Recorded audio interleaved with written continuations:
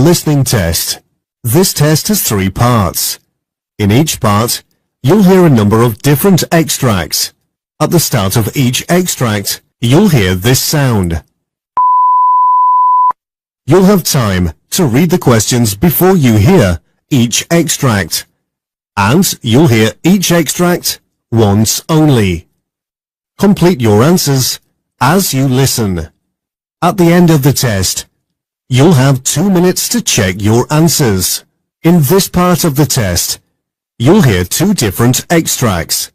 In each extract, a health professional is talking to a patient. For questions 1 to 24, complete the notes with the information you hear. Now, look at the notes for Extract 1. Extract 1, questions 1 to 12. You hear a nurse talking to a patient called Peter Parker. For questions 1 to 12, complete the notes with a word or a short phrase. You now have 30 seconds to look at the notes.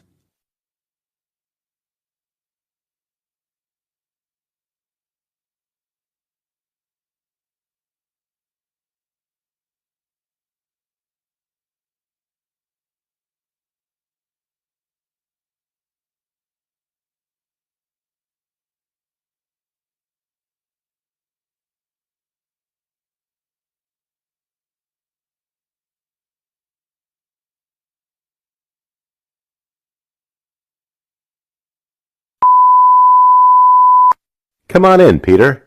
I've asked your tutor to wait outside for a bit, so that the 2 of us can have a real chat about what's happened. I hope that's okay. That's fine. Mr. Engelman's just being a worrywart. I already told him that I'm fine. I just hurt myself is all. Look! Oh, wow. Peter, that's a nasty bruise. How did you manage that? It's more than a bruise, nurse. I had an x-ray earlier, and the doctor said that my arm is broken. Oh dear, how did you manage that? Have you ever seen any of the Spider Guy movies? Sure. Well, in the second one, about halfway through, there's this one scene where he hangs off of the Empire State Building when he's being chased by Lido. Well, I share a room with my little brothers, Prentice and Polly.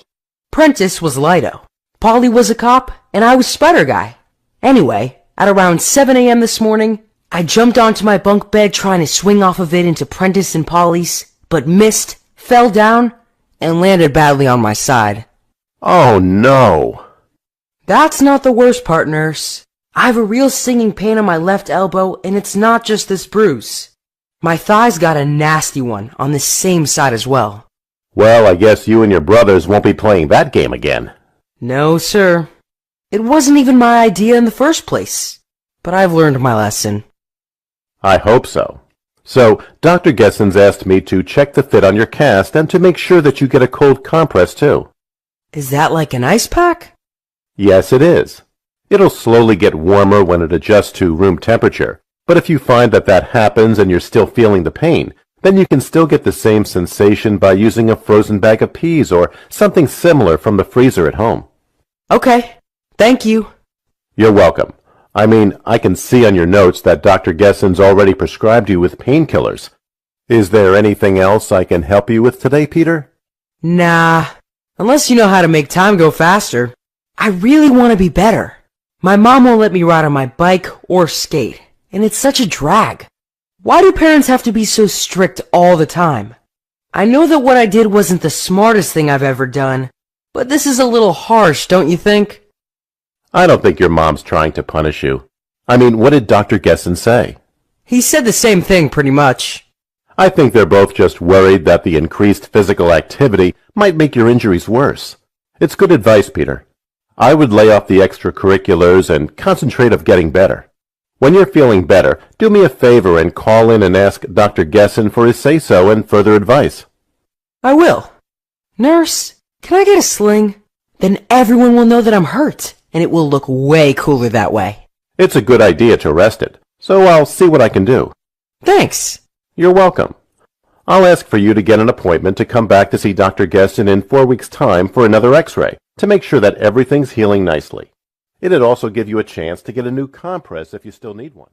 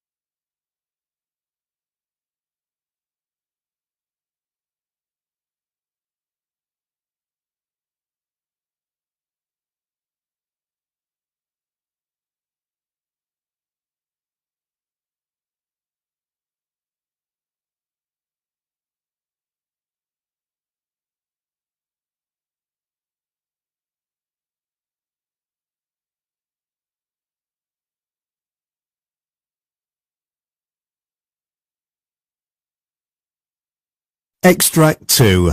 Questions 13 to 24. You hear a speech therapist talking to a patient, Rana Anderson. For questions 13 to 24, complete the notes with a word or short phrase. You now have 30 seconds to look at the notes.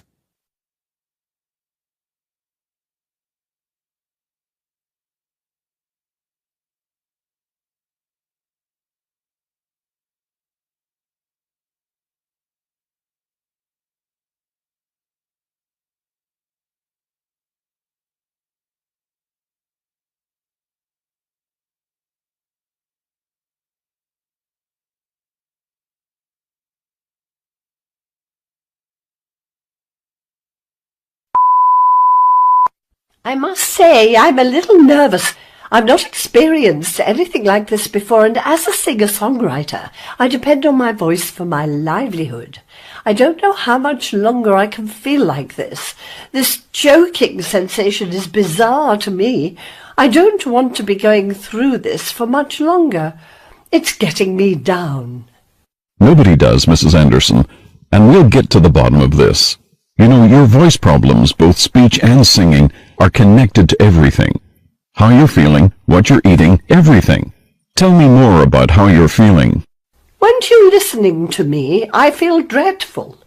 I can't do the thing that I've been doing for the majority of my adult life anymore, and it's an awful experience.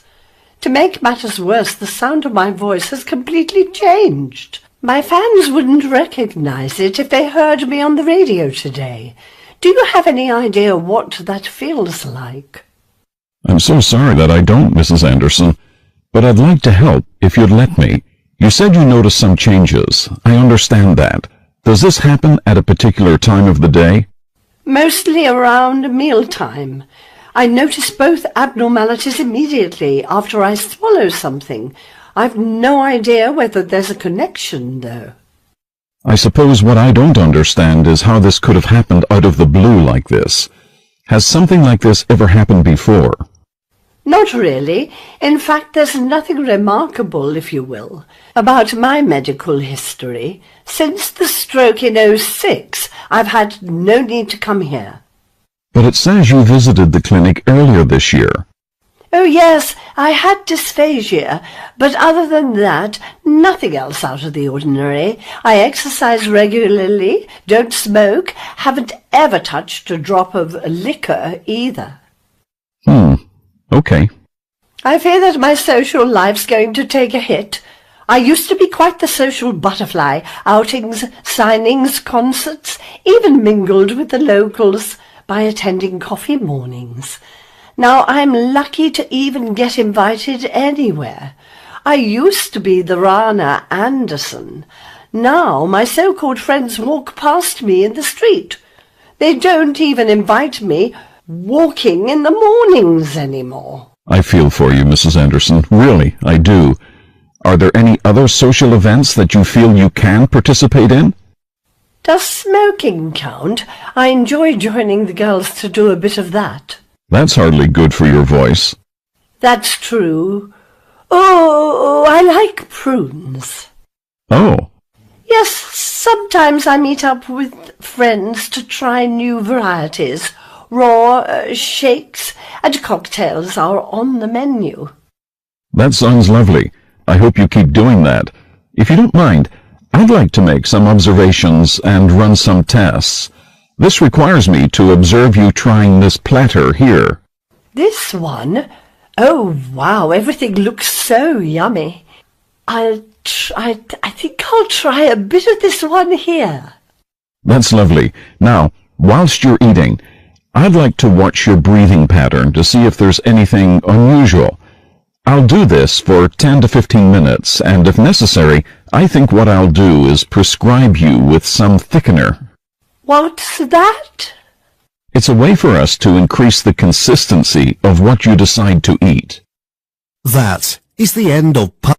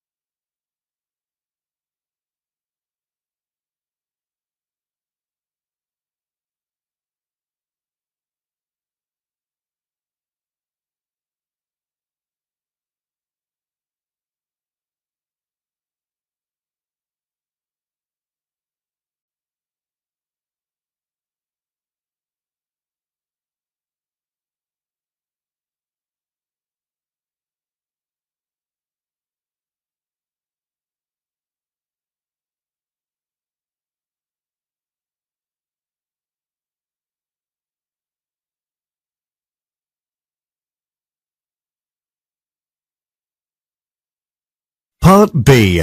In this part of the test, there are 6 short extracts relating to the work of health professionals. 4 questions 25 to 30.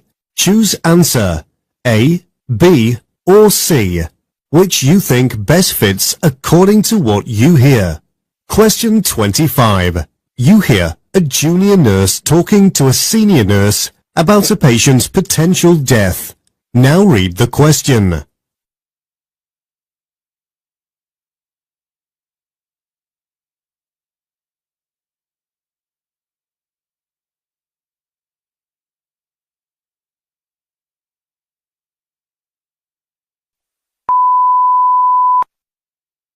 Would you listen to my analysis of this patient, please? Yes, I can. Mr. Swain was admitted with a contusion to the rib cage following a motorcycle accident in the early hours of this morning. He was rushed here from the scene in an ambulance and remained unconscious throughout. His vitals are stable with the exception of his blood pressure, which is high. According to the doctor's notes, it's equally likely that the patient will pull through this as it is that they won't make it. As such, we shouldn't be so quick to conclude that the patient is going to die. His next of kin have been contacted and his wife is on her way here as we speak. Does that sound like an accurate summary of this patient's condition based on their notes and this chart? It does. Thank you.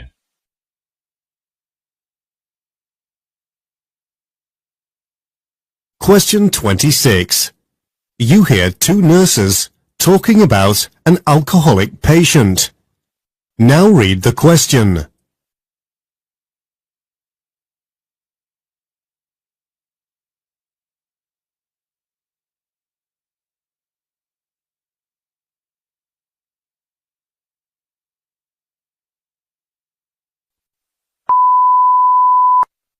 You won't believe what I'm dealing with here. Uh-oh, you look stressed. It's Rosemary Granbury. She's back again after going on yet another bender last night. Ugh, dealing with alcoholics can be really draining sometimes. Has she been here before?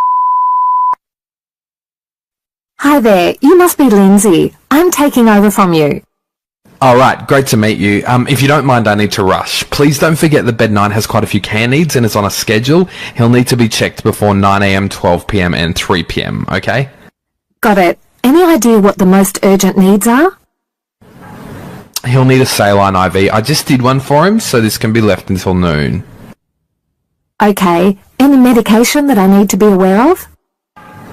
Yes, he's taking lisinopril BD and will need this topped up at some point in the afternoon. Got it. He's got scans coming up too, right? Yes, he'll need an MRI first thing, so better get ready for that. At 9, right? Yes.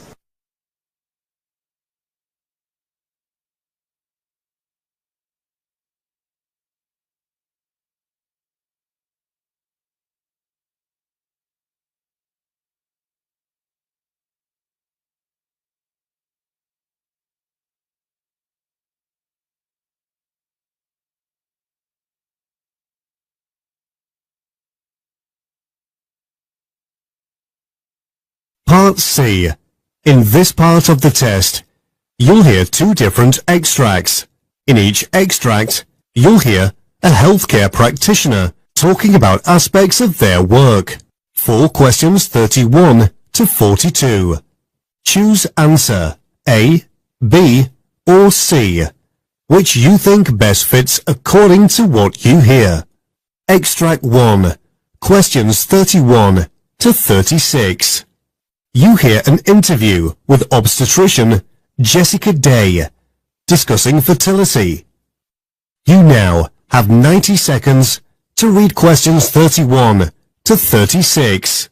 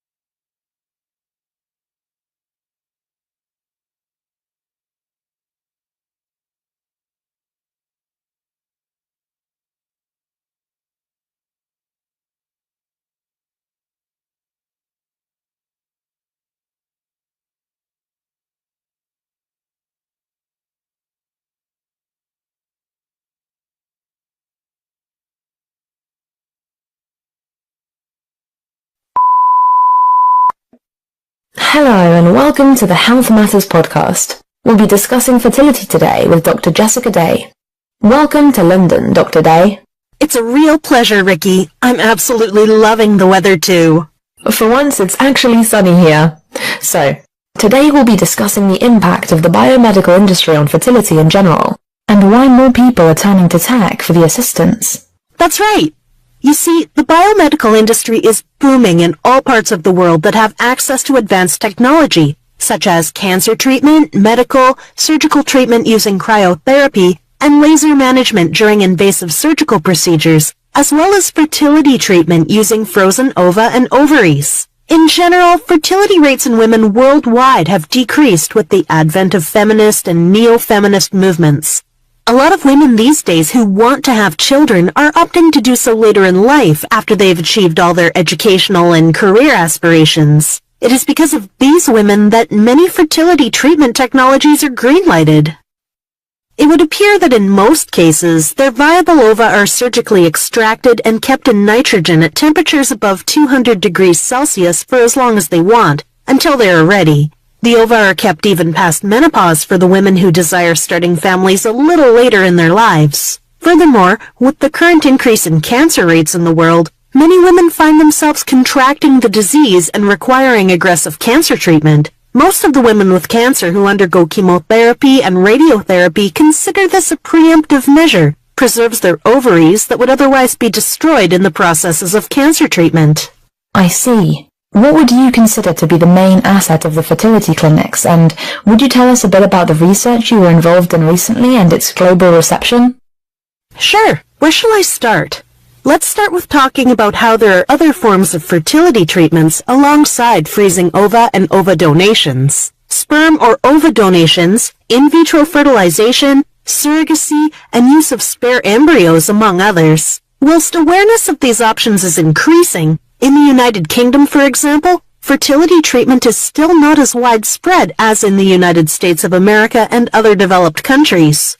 There are countable numbers of fertility clinics that include London's Women's Clinic, Donors First Egg Bank, and London Egg Bank. Some of these clinics are considered to provide international and excellent services to their clients since they employ highly skilled personnel in reproductive health and many years of experience. The fertility clinic is also equipped with modernized required equipment, laboratories, and theaters. They also have high rates of success in all forms of fertility treatment. This is not, however, the only string in the bow of the clinic. London Women's Clinics works together with London Egg Bank in association with Cambridge University, also conduct award-winning research on women's responses and feelings towards fertility treatment, as well as their future fertility plans through ovary grafting. According to a study conducted on ovarian tissue and oocyte cryopreservation in European countries, the results showed that most European countries are embracing the advancing technology of ova cryopreservation. But I hear there were some problems here in the UK that restricts use of fertility treatment somewhat. There was a carve-out for cancer patients though. What is it about cancer patients that allowed them to be able to bend the rules, so to speak?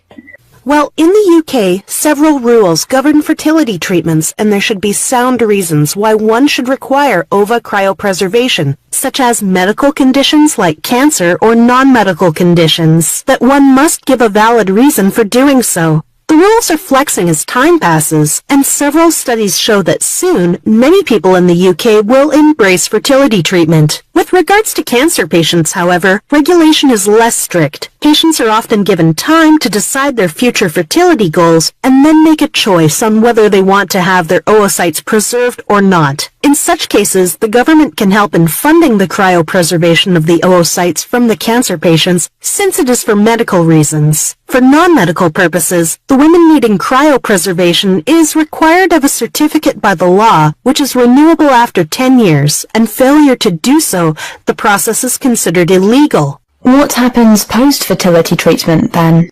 The women who preserve their oocytes for non-medical purposes do so to be able to help a couple in future who will be unable to have children, or even a relative like a sister with future fertility problems. After the women have finished their treatment or are ready to have a child, ovarian grafting or transfer of frozen embryos is completed in order to achieve conception.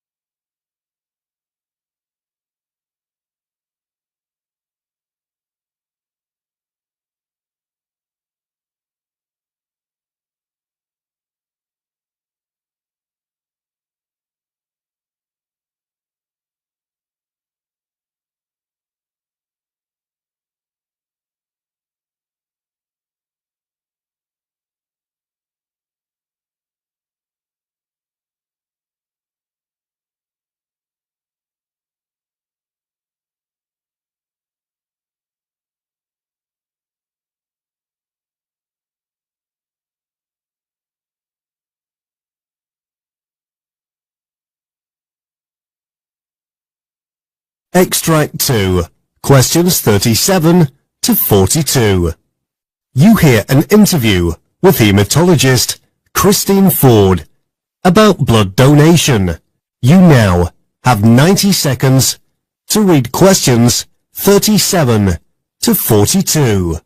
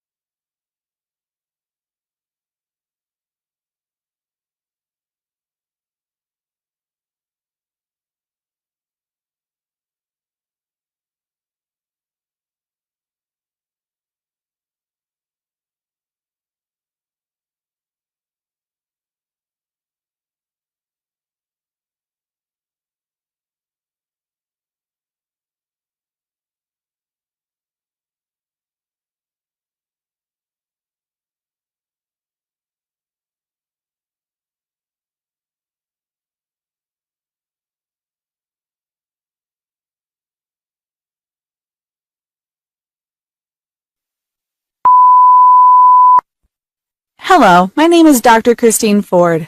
I'm a hematologist on a mission to make giving blood more accessible to the masses. Blood donations and transfusions go hand in hand in most cases. Sufferers of certain conditions like thalassemia, sickle cell disease, and hemophilia, for example, require regular transfusions. In fact, the number of people in the world needing a blood transfusion is increasing. In most countries, blood donations are voluntarily made, and the number of charitable blood donors has increased to 112.5 million people over the years. According to the World Health Organization, most of the blood donated by voluntary donors is given to recipients who are 65 years and above. However, in low-income countries, 65% of the blood donated is transfused in children under the age of 5. The donation rates still vary in both the low-income and high-income countries, in that high-income countries account for 32.1 donations, upper-middle-income countries account for 14.9, while lower-middle-income countries account for 7.8. It's likely that this is the reason why, even though theoretically donating blood should be purely voluntary, some states do offer financial incentives to encourage people to donate. Blood is often extracted from an individual who volunteers after screening for certain diseases like HIV/AIDS, Ebola, and hepatitis virus, among others, has been completed. It can either be transfused as a whole, or some parts of it like the plasma, platelets, or white blood cells only. According to the National Health Survey, whilst the majority of people are allowed to donate blood in the U.S., the practice is regulated.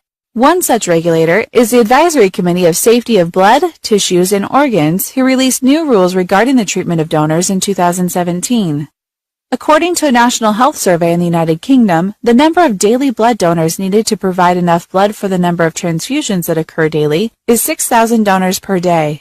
Annually, the number of new donors needed by blood donation centers is approximately 200,000 people. To date, the majority of blood donations are made by people over the age of 45, spurring multiple campaigns aimed at encouraging young people to participate. Blood donation does not depend on ethnic characteristics, although significant efforts are made to encourage ethnic minorities to increase their engagement with blood centers due to the significantly lower number of registered donors from diverse populations. So first, let's consider the characteristics of the ideal donor.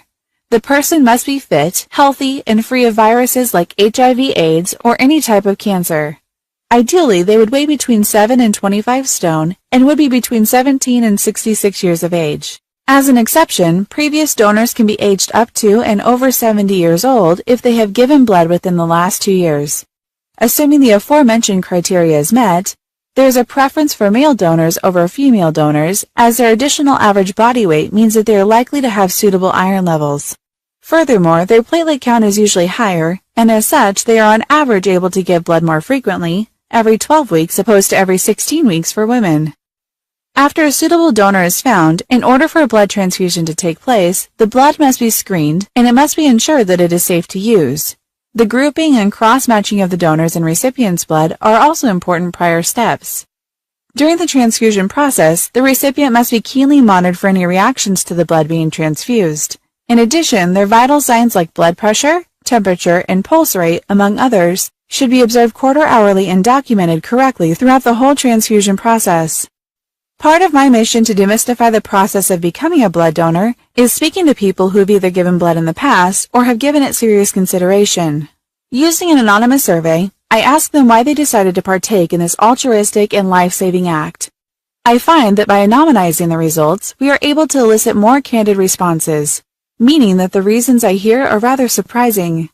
The majority of people cited reasons such as that the good it does far outweighs the slight discomfort during the procedure, or words to that effect.